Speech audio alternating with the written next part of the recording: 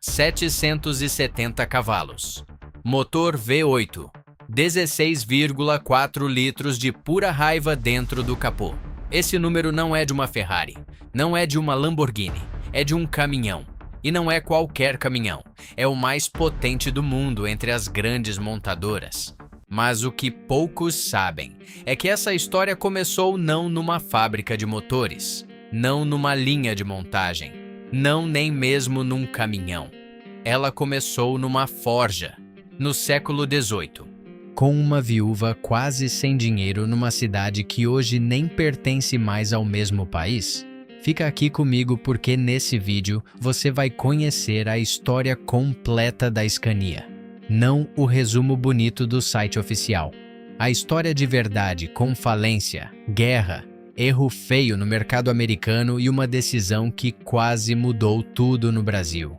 Então volta comigo para o século XVIII. Riga, capital da Letônia.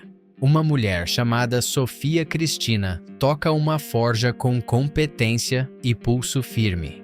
Não é pouca coisa para a época. A empresa cresce, ganha nome, vira siderúrgica. O tempo passa, ela morre. E a empresa continua vivendo, mudando de mãos, se reinventando. Em 1891, essa siderúrgica entra no ramo ferroviário. Fabrica vagões para locomotivas e funda a Vabis. E já que estava com a mão na massa, em 1897 lança seu primeiro automóvel, uma coisa que parecia mais uma carroça sem cavalo do que carro de verdade. O primeiro caminhão viria em 1902. Enquanto isso, lá no extremo sul da Suécia, numa região chamada Scania, nasce em 1896 uma subsidiária de uma fabricante inglesa de bicicletas. Pode rir, mas foi daí que veio tudo. Em 1900, a empresa fica independente. Pega o nome em latim da região onde estava instalada e vira Scania. Em 1903, lança o primeiro carro. Em 1905, já tem motor próprio de 4 cilindros e 24 cavalos. E em pouco tempo estava fazendo tudo sem depender de ninguém. Motor, chassi, componentes, o diabo. O primeiro caminhão deles foi o tipo L, com capacidade para 3 toneladas. Pequeno para o que viria depois, mas era o começo. Em 1910, a Scania compra a Vabis. Nasce a Scania Vabis. 2 histórias, uma empresa. Mas antes que você ache que foi tudo um mar de rosas, deixa eu te contar o que veio na sequência. Primeira Guerra Mundial. A Scania Vabis foca nos militares. Vende caminhão para as forças armadas suecas. Vai bem. Termina a guerra. Aí vem a ressaca. Recessão no continente. Greve. Concorrência estrangeira batendo na porta. Vendas caindo.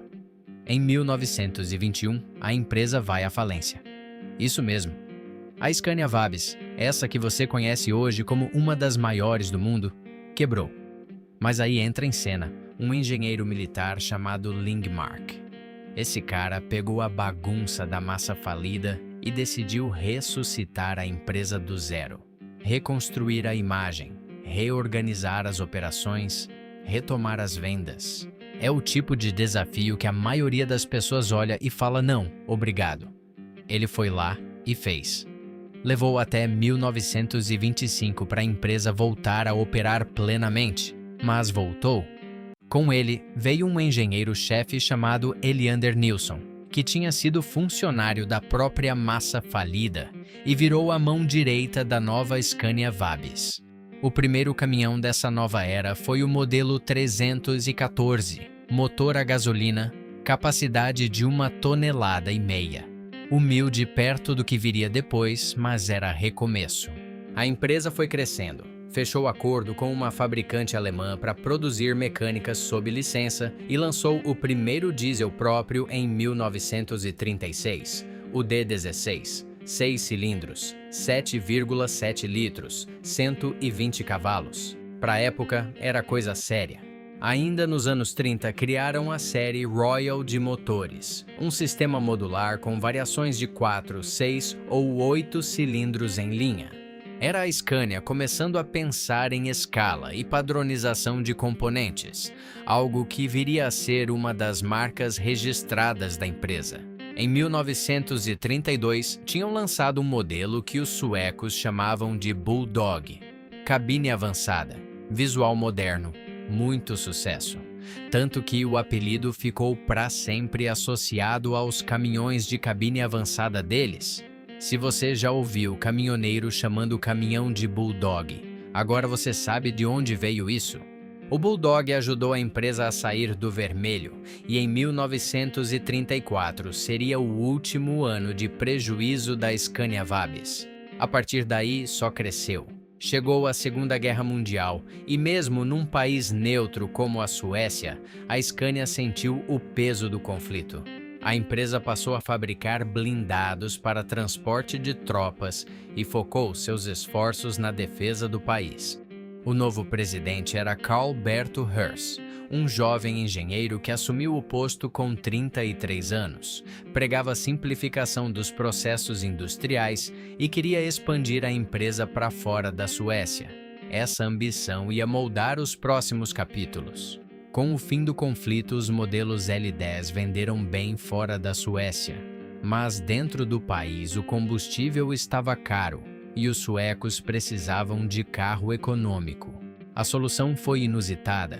A Scania Vabis virou importadora oficial da Volkswagen na Suécia, a mesma empresa que fazia caminhão pesado vendendo Fusca, mas foi essa parceria que fortaleceu o financeiro deles e expandiu a rede de concessionárias. Mundo dos negócios é assim, às vezes você precisa vender Fusca para poder construir V8.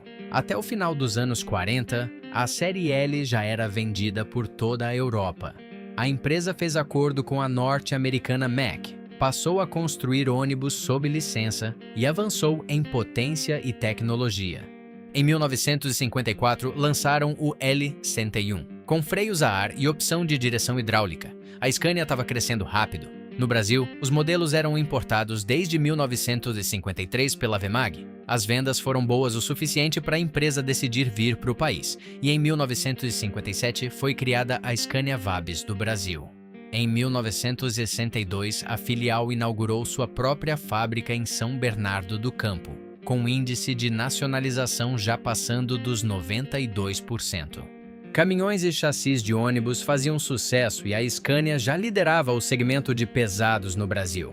Em 1969, a Scania fez história. Lançou o LB140 com o motor V8 DS14, 14,2 litros turbo 350 cavalos.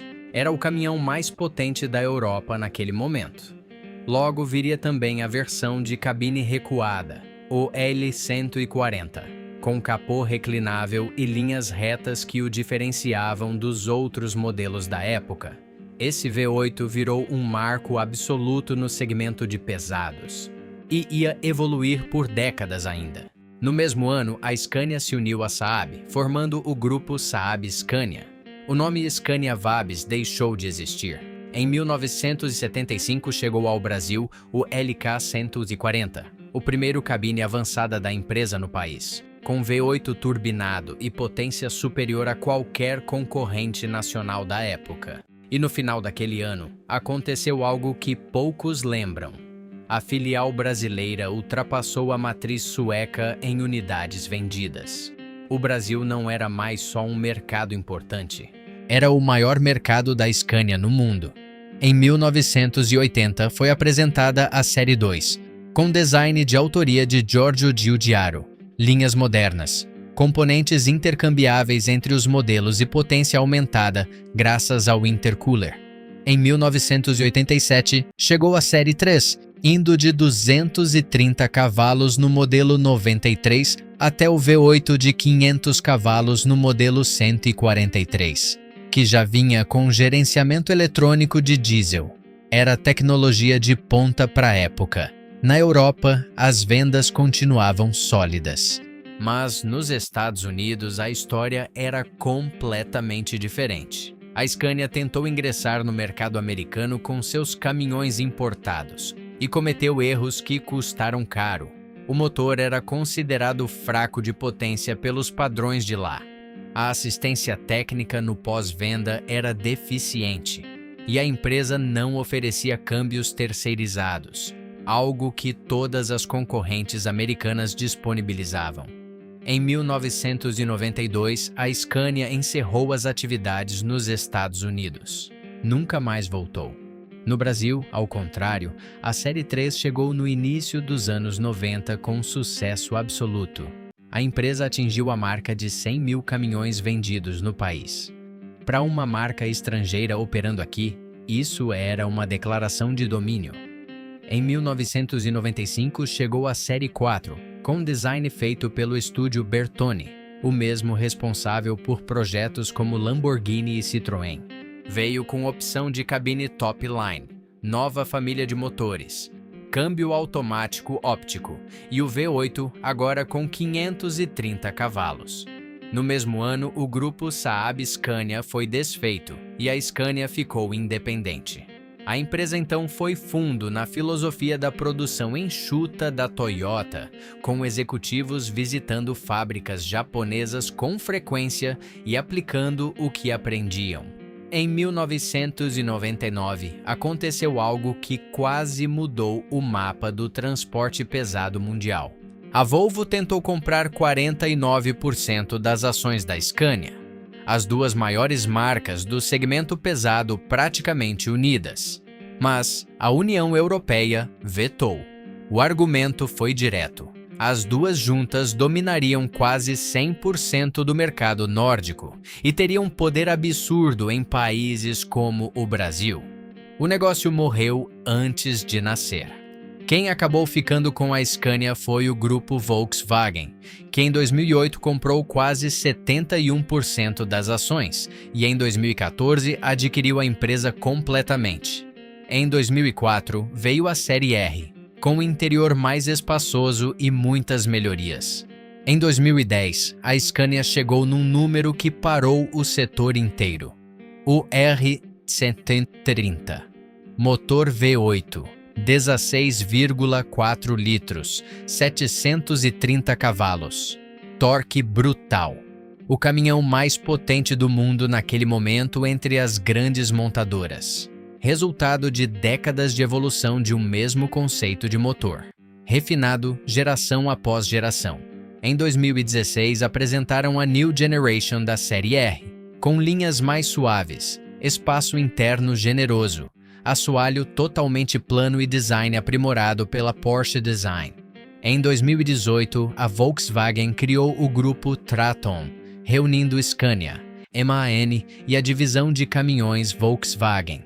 Em 2021, entrou a norte-americana Navistar.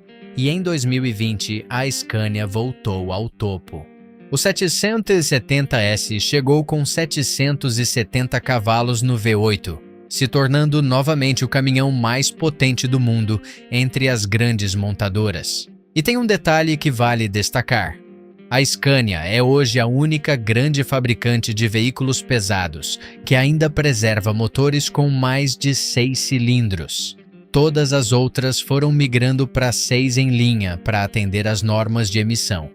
A Scania foi lá, resolveu o problema com tecnologia e ficou com o V8. Orgulho de engenheiro sueco ou estratégia de marca? Provavelmente os dois ao mesmo tempo. Hoje a empresa também tem linha de ônibus e caminhões elétricos. Atua em mais de 100 países. Tem aproximadamente 57 mil funcionários e segue sendo uma das marcas mais respeitadas no mundo do transporte pesado. Mais de um século de história. Uma falência que não matou a empresa. 2 guerras que mudaram o rumo da produção. Um erro no mercado americano que custou caro. Uma fusão vetada que teria redesenhado o setor inteiro. E um V8 que começou com 350 cavalos e hoje chega nos 770, ainda rugindo mais alto que qualquer concorrente. Você já rodou em Scania? Tem algum modelo que marcou sua vida na estrada ou na oficina? Deixa nos comentários. E se você conhece alguém que vive no mundo do caminhão, manda esse vídeo agora. No próximo, a gente entra num assunto que divide muito a galera do transporte pesado e eu tenho certeza que você vai querer estar aqui para ouvir. Até lá!